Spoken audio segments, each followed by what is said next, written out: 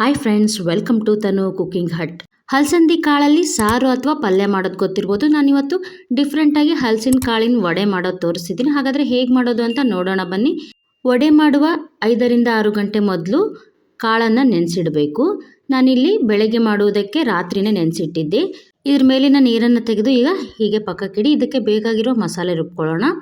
ಒಂದು ಮಿಕ್ಸಿ ಜಾರಿಗೆ 2ರಿಂದ 3 ಇಂಚು ಶುಂಠಿ, 5ರಿಂದ 6 ಹಸಿರು ಮೆಣಸಿನಕಾಯಿ ಹಾಗೂ 2 ಹಿಡಿಯಷ್ಟು ನೆನೆಸಿದ ಕಾಳನ್ನು ಹಾಕಿ ರುಬ್ಕೊಳ್ತಿದ್ದೀನಿ. ಬರೀ ಶುಂಠಿ ಮೆಣಸಿನಕಾಯಿ ಹಾಕಿ ರುಬ್ಬಿದರೆ ನೈಸ್ ಆಗೋದಿಲ್ಲ ಅಂತ ನಾನಿಲ್ಲಿ 2 ಹಿಡಿ ಕಾಳನ್ನು ಹಾಕಿ ರುಬ್ಬಿದ್ದೀನಿ. ಈಗ ಇದನ್ನು ಮಿಕ್ಸಿಂಗ್ ಬೌಲಿಗೆ ತೆಗಿತಿದ್ದೀನಿ. ಈ ಅಲಸಂದೆ ಕಾಳನ್ನು ಹೆಚ್ಚಾಗಿ ದಕ್ಷಿಣ ಭಾರತದಲ್ಲಿ ಬಳಸ್ತಾರೆ.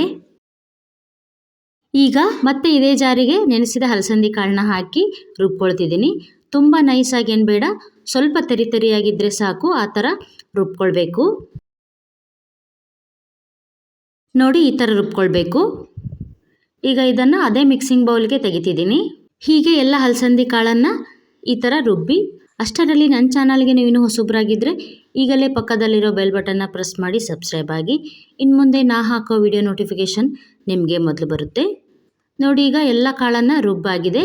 ನಂತರ 1 ಬೌಲ್ ಸಣ್ಣದಾಗಿ ಕಟ್ ಮಾಡಿದ ಈರುಳ್ಳಿ, ಸ್ವಲ್ಪ ಕರಿಬೇವು, ಸ್ವಲ್ಪ ಕಟ್ ಮಾಡಿದ ಕೊತ್ತಂಬರಿ ಹಾಕಿ, ನಂತರ ರುಚಿಗೆ ತಕ್ಕಷ್ಟು ಉಪ್ಪು, 1/4 ಸ್ಪೂನ್ ಸೋಡಾ ಹಾಕಿ ಈಗ ಇದನ್ನು ಚೆನ್ನಾಗಿ ಮಿಕ್ಸ್ ಮಾಡ್ತಿದ್ದೀನಿ. ಅಲಸಂದೆ ಕಾಳನ್ನು ಬೇಯಿಸಿ ತಿನ್ನೋದ್ರಿಂದ ಡಯಾಬಿಟಿಸ್ ಕಂಟ್ರೋಲ್ನಲ್ಲಿರುತ್ತೆ. ಹಾಗೂ ಈ ಕಾಳನ್ನು ನಮ್ಮ ಊಟದಲ್ಲಿ ಬಳಸೋದ್ರಿಂದ ಕೊಲೆಸ್ಟ್ರಾಲ್ ಸಹ ಕಂಟ್ರೋಲ್ನಲ್ಲಿರುತ್ತೆ. ಮತ್ತು ಈ ಹಲಸಂದೆ ಕಾಳಿನಲ್ಲಿ ಪೊಟ್ಯಾಷಿಯಂ ಹೆಚ್ಚಿರೋದ್ರಿಂದ ಬ್ಲಡ್ ಪ್ರೆಷರ್ ಸಹ ಕಡಿಮೆ ಮಾಡುತ್ತೆ. ಈ ಕಾಳನ್ನು ಸ್ವಲ್ಪ ತಿಂದರೆ ಸಾಕು, ಹೊಟ್ಟೆ ತುಂಬ ಹೋಗುತ್ತೆ. ಉಗುರು, ಕೂದಲು ಮತ್ತು ಚರ್ಮಕ್ಕೆ ಶಕ್ತಿ ಕೂಡ ಕೊಡುತ್ತೆ. ಹಾಗೂ ಬಾಡಿ ವೇಟ್ ಸಹ ಕಡಿಮೆ ಮಾಡುತ್ತೆ. ಈ ಕಾಳು ತಿನ್ನೋದ್ರಿಂದ ತುಂಬಾ ಹೆಲ್ತ್ ಬೆನಿಫಿಟ್ ಇದೆ. ನೋಡಿ, ಈಗ ಕಲಸಾಗಿದೆ. ಈಗ ಈ ಥರ ಒಂದು ಬೌಲಿಗೆ ಬಟ್ಟೆ ಕಟ್ಟಿ ಇದರ ಮೇಲೆ ಸ್ವಲ್ಪ ನೀರು ಹಚ್ಚಿ, ನೋಡಿ ಈ ಥರ ಈಗ ಸ್ವಲ್ಪನೇ ವಡೆ ನಿಮಗೆ ಯಾವ ಸೈಜಿಗೆ ಬೇಕೋ ಆ ಸೈಜಲ್ಲಿ ನೋಡಿ ಈ ಥರ ಸ್ವಲ್ಪನೇ ಹಿಟ್ಟನ್ನು ತೆಗೆದು ಇದ್ರ ಮೇಲೆ ಹಾಕಿ ತಟ್ಟಿ, ನೋಡಿ ಈ ಥರ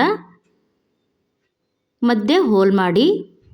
ನೋಡಿ, ಈಗ ಎಣ್ಣೆ ಕಾಯೋಕೆ ಇಟ್ಟಿದ್ದೆ ಮೊದಲೇ ನಾನು. ಎಣ್ಣೆ ಕಾದಿದೆ. ಈಗ ಎಣ್ಣೆಲಿ ಹಾಕಿ ಕರಿತಿದ್ದೀನಿ. ಹೀಗೆ ಎಲ್ಲ ವಡೆನೂ ಹಾಕ್ತಿದ್ದೀನಿ. ಒಂದು ಬದಿ ಬೆಂದಾದಮೇಲೆ ಮೊಗಚು ಹಾಕ್ತಿದ್ದೀನಿ. ಹೀಗೆ ಎಲ್ಲನೂ ಮೊಗಚು ಹಾಕಿ ಗೋಲ್ಡನ್ ಬ್ರೌನ್ ಕಲರ್ ಬರುವವರೆಗೂ ಕರಿಬೇಕು.